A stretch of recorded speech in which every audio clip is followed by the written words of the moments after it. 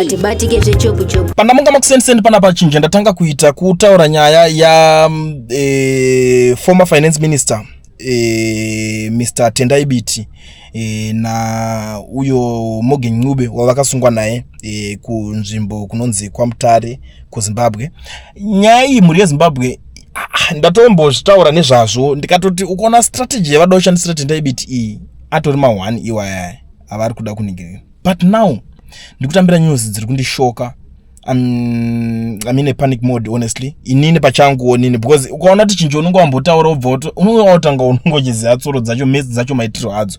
Right. Parikunzi Tendai Biti and Morgan Ncube have been granted bail by Mutare Magistrate this afternoon under strict conditions. They are to pay $500 each, surrender their passports and stop convening meetings of CDF. Ukaenda pane first video rangu of the day makusenda that was the first thing jandabuda nita ndikati ukaona strategy kusungirwa kumana vadabva nzimimika matopa bail saka makufana umbomira kuita zvima meetings zvezvimamuchita. Strategy yacho atori mawa kutoti urikufamba uchingwadza vanhu ndo pane yawo pepa urikungwadza vanhu zvako. So it's a pandemic. Mwana watsvangira ndiyo mwa wakarambidzwa kuita meeting hanzi zeta pia kati hatina main power data meeting unotaura nevanhu. Zvazvazunzwa umwe munhu anobuda achiti vanhu vese vari kubvumirana nazvo kuti 2030 ngavasvike zvavo baba. Kana baba vari kubvumidzwa nevanhu vese ko chingoitaika kuti vanhu vacho vese vabudewo vachitaurawo maonerowo nemafungiro avo. Why muri kuzostopa zvinhu zvese vanhu vese vakaita sana Biti kuti vange vachinotaura izvi? Ndo zvinhu zvekundibata-bata panyaya iyo iyi. Umwe ari kuti anzi Chamela anozonyanya kuti Z. That's always the end result. But with this regime, it does not give any leg room to do anything. You wonder what grand strategy can you to beat this system. So if you continue conveying what will be state response detained for months pakadai itai plan leadership uko. The way opposition is so dismantled, the easier for the regime to twat asumudza musoro. Unlike it was a solid system with structures, it gathered momentum with many numbers. CAB3 kai ma1 aiwa hanzi 30 chacho iri kusumuka yakarova vanhu 30 right.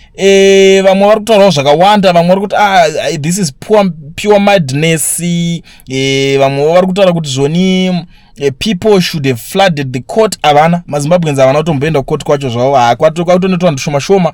This is the honest truth. Chero makatsamwa zvenyu vanhu kuZimbabwe but ndio zvematoita. It's clear now to everyone ED wants to impose himself and his mafia on us for the next 15 years. Saka ngatipinde fight yacho, vawina votonga vatadzawo zvongoramba zvakadaro. Mashoko ari kubvawo kune vamwe vari kukomenda nyaya yacho vari kurwadziwa. Vamwe vari kuti why should they stop whilst ZANU does? Why are they forcing us to accept what we don't want? We are fed up. Time to act, otherwise there won't be Zimbabwe left for us after their bill sails through. Pakashata. Ndamboona vamwe futi vanga vachituka Tendai Biti. Ndandakuona izvongo muma social media mamuchimutuka nditi muda kuzvita munotuka Sterek. Haya. Nanga ndizvipa muromba. Sometimes ndiri munhu runyararo sometimes guys. You know me very well. But sometimes runyararo rwacho nopedzera kushaya basa. What was the purpose yekuti munotuka munhu atita Tendai Biti ari kutofighter? Because of you want someone mune wamunoda kuti makuitire zvinhu haasi kuita. Saka Biti warambidzwa ri kuita because iye anenge achitoda anotoona kuti hapane gap redo. Last time pakanzi Biti wacho ngafome yake part. Biti ngafome yake part. What is your problem with that? Kuti Biti ari kudingirikina kana ane problem nazvo ngaatange yake part. Akutanga ka CDF maakutanga kumutuka. Zvine basa rechizve kudai so. Let me tell you something. Ina ndizvipa muromo zvangu.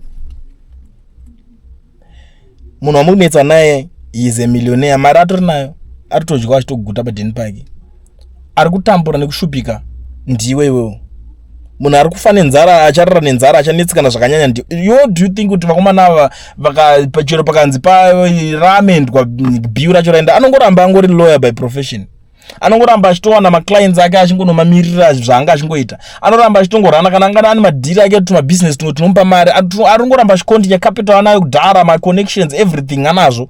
We are talking about former finance minister ukuthi imba yaanenge achitogara hatidi kutaura zvinhu zvakawanda muri Zimbabwe, but sometimes learn to support munhu. Zvikuzonzanzi akazodaiso maprevious iwo wakatadzira nabiti iwo takakutarisa iwo uri pano iwo ungati une chawakatadzira nabiti iwo inyaya dzavo dzavakatadzirana ende vanozivana, iwo haunei nazvo, dzakafanana nyaya dzababa namai. Unozonzwa kunzi vanga vachizodai mai vako vanozoda, unozvipindira uchida kudi zvimwe zvacho. Ameno indatopedza ndichidi zvekutaura zvakawanda.